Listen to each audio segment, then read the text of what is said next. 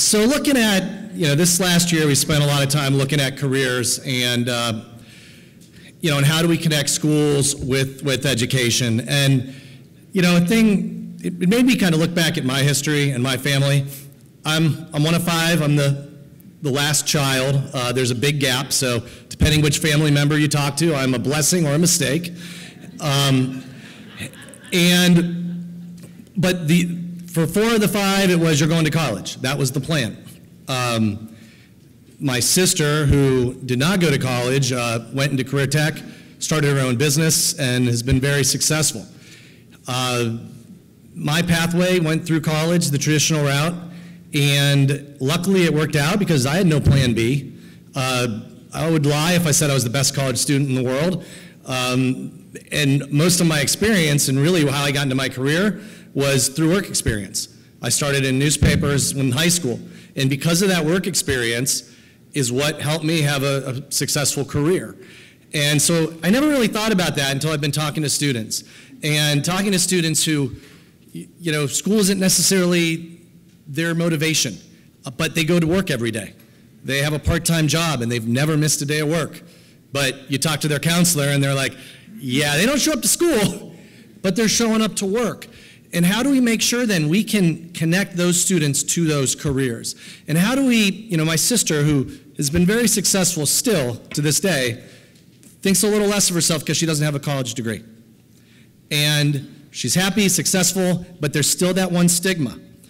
And I don't, and it's important, but let's think about this. 26% of Fairfield County adults have a bachelor's degree. That means 3 out of every 4 adults, 25 and over in this county, don't have a bachelor's degree. So who here thinks this is not a successful community? Right?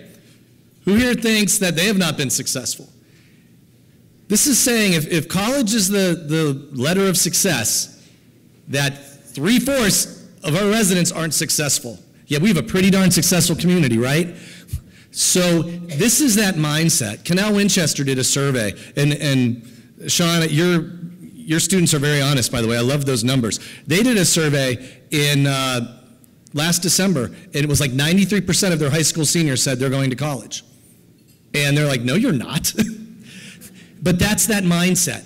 So how do we work through that, and how do we capture those students that aren't? And by the way, this is on par with the state of Ohio. Fairfield County isn't lower or anything. And when you add an associate's degree, we're up to 38%.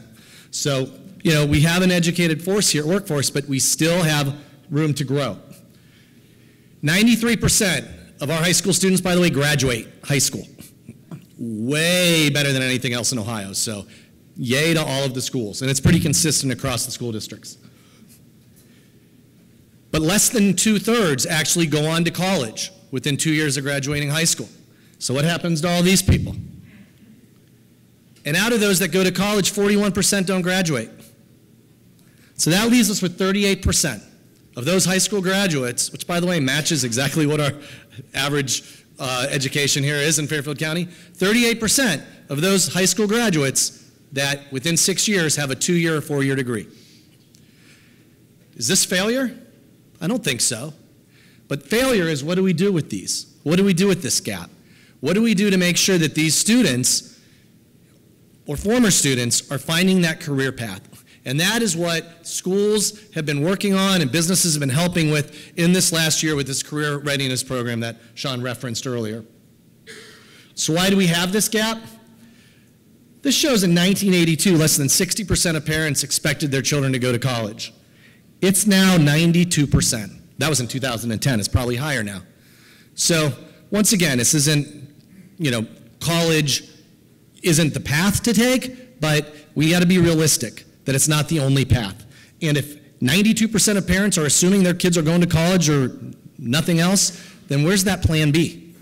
That doesn't work out. I was meeting with counselors earlier this year, and one of the counselors came up to me afterward and said, I'm embarrassed to say so, which I wish she didn't say that, but she said, I'm embarrassed to say this. My daughter just dropped out of college, and I don't know what to do with her. Where can I find her a job? And we talked through it and found her, here's some opportunities, here's some places to go. And this is somebody who works with students on a regular basis. And the problem is they're not designed to connect with employers. They're not designed to help career paths. So that's where we're trying to fill that gap.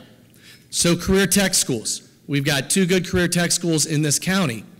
So can they fill that gap? Can they cover that? They can to a degree, but think about this. When did you guys decide what you wanted to do for your life? When you were 15? How many of you when you were 15 said, this is what I'm doing? I thought some of the law enforcement officers might be saying that, but how many of you still don't know what you're going to do, by the way? Yep. So think about that. You have to have that decided by you're 15 years old. Yeah, I'm going to go off to school and do this. I'm going to go this for a living. And it doesn't mean you have to do that for life, but that's kind of that mindset. I met with students at Bloom Carroll. They invited us to their college day to talk about careers, which was so cool. And we talked to 20 students, that most of which were going to go to college until maybe a month prior. And they wanted to go into skilled trades and different things. So it was so great connecting with them. And I asked them, why did you not join career tech? And it was, my parents didn't want me to, or I was going to college, or I wanted the traditional school approach and I didn't want to leave and go to a different school. That's a barrier to keeping them to going into careers. Meanwhile, we won't get into this, but we have got a lot of employers that are trying to find employees. And every day, baby boomers are retiring and we're not filling those jobs. So let's get to the students that stop that bleed, and let's get these students into these right paths. So how do graduates find a job now? Anybody have kids living at home right now? Is this where they are? So this is how they find a job. Sooner or later, mom comes downstairs and says, get a job. So where do they go? They go work where their parents, they work where they know. They go up and down Memorial Drive, and they get jobs at retailers, part-time fast food, which is fine, but not necessarily the most stable jobs. The thing I tell students is, if you're working at a job where in 5 years from now, there's not a job there that you would want to have when you're 23 years old, then you should probably look at a different career choice. So these are the options. The average wage in Fairfield County is $36,000 a year. Average retail wage is $26,000 a year. So if you want to support yourself and build a career, let's move to the right, and we talk about manufacturing, and I love talking about manufacturing because the average wage is $58,000 a year. Teachers tell me to stop saying that in classes. Actually, principals tell me to stop saying that in classes because teachers want to leave. So those jobs are there, those careers are there, and we need to connect them. We talk to students about health care. We talk to students about going and working at Fairfield Medical Center. There we go. Thank you, Helen. And saying, get a job in dietary and work there. And guess what? They'll do tuition reimbursement. So instead of being saddled with all this college debt, you can go through, they'll pay for your tuition. And by the way, you're going to see people every day whose job you would want to have in 5 years, even 10 years. And they'll pay for your school. So instead of going and working fast food, how about you go and work there?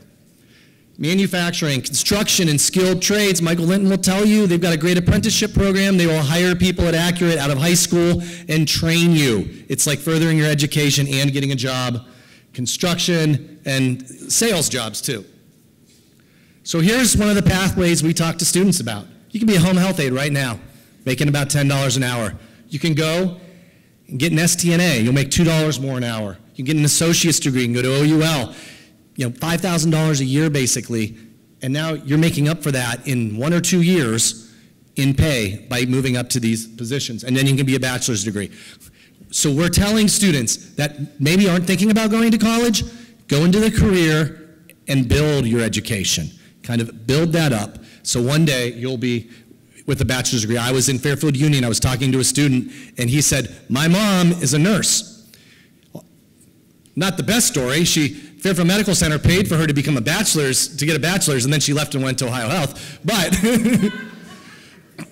But they provided, and she worked there for a long time and loved it, but he got it. He's like, yeah, she had kids. She wanted to stop going to school, and then when the time was right, she went back. These are the things we're trying to tell students. So the Career Readiness Endorsement, we have more than 30 employers that are part of this.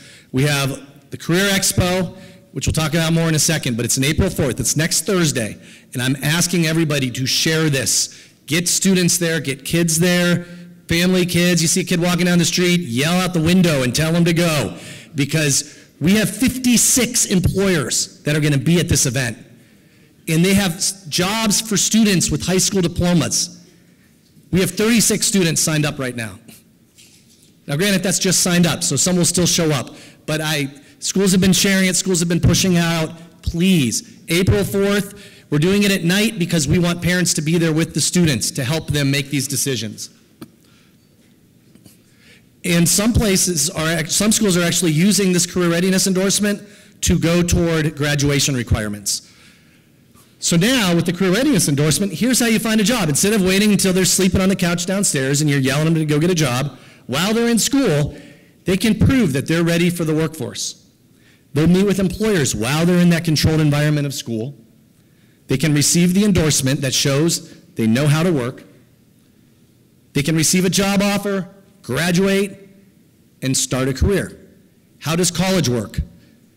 You get your offer letters before you graduate high school, right? That's what we want to do with careers. That's the pathway we're looking for. And we're asking students to show that they have good attendance at school or at work, that they know they have to take a drug screen most likely, that they have reliable transportation. We're asking them to complete resumes. We're helping them with that. Business tours, attending this job fair, mock interviews. Businesses are coming to schools and doing mock interviews, preparing students. All of these things to help students show that they're work ready. We have a business advisory council that the county has set up through our Educational Service Center, and they have endorsed this and then recommended this to all of the schools in the county to use. Speaking of that, our Educational Services Center, every month now, they bring the counselors to a meeting to talk about careers. This morning, and there's some of you, 3 of you that I saw there this morning, part of a business panel talking to school counselors about what careers look like in Fairfield County. So thank you to the businesses and thank you to the schools and the Educational Services Center for taking that time. We've applied to make this a recognized credential through the state, which basically means it'll help count toward graduation requirements. And some schools are even using this instead of their capstone project. So I had a teacher that said, I can spend next 2 months fighting with my English students to write this big English paper that they're never going to use in their life, or I can have them prepare for a career. So it's going to help them graduate, and it's going to help them get a job.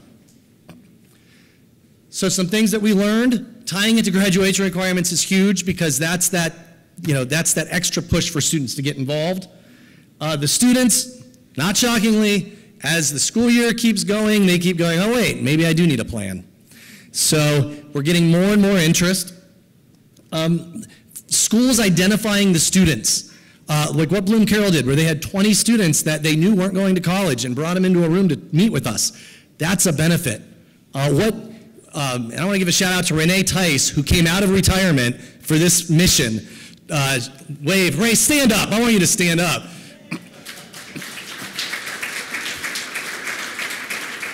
Renee is our student career navigator. She used to be a career counselor at Lancaster Schools, and we came to her and said, would you like to come work and help these students get these career endorsements? And she has done a great job working with businesses and connecting with students, and she's agreed for the next 10 years, I think, 15 years to continue to help us. So you heard it here. Thank you, Renee.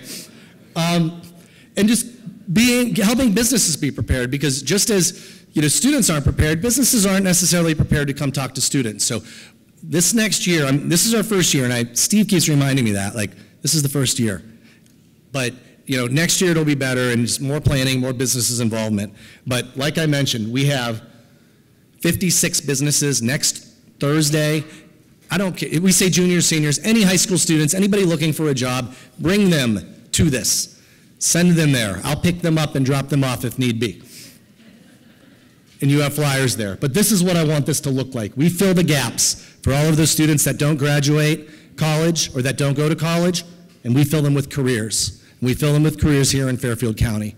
Because that's how places like, you heard the announcement of the new company that's moving out and manufacturing Magna from Canada, 300 plus jobs. They need people. Where are they going to find people? Through programs like this. So I ask continued support, push your schools to keep doing this, and if you have businesses, please get involved.